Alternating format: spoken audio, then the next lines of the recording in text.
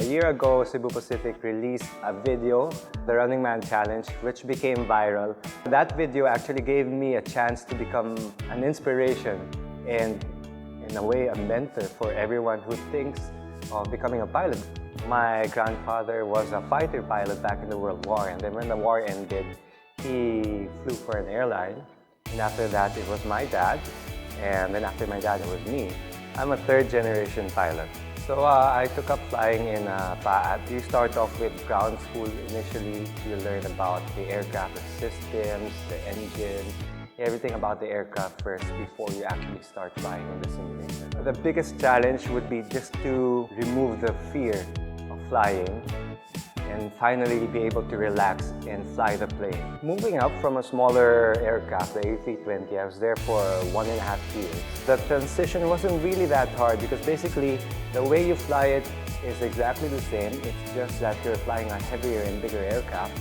My dad would always remind me to always remember how best I am, not only because I'm a pilot, but because of how fast I progressed from flying a Cessna going to an A330.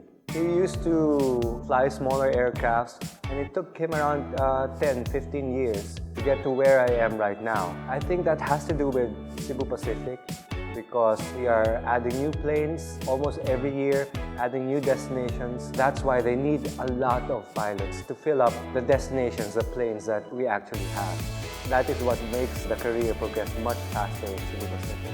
And my dad always used to tell me every landing and every flight is completely different from your flight the day before. You may be flying to the same place, but the winds are different, the temperature is different, the visibility is different.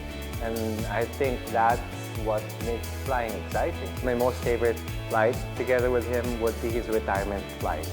My family was there as well. They were all passengers. He made a speech and he was like, "This is my final flight. I have my family with me and it's a pleasure to be flying you guys back to Manila." The most fulfilling thing about being a pilot is the idea that this is something that you worked for and you wanted all your life, and you're finally doing something that you actually dreamt of doing a couple of years back. You're here, you're in the airline.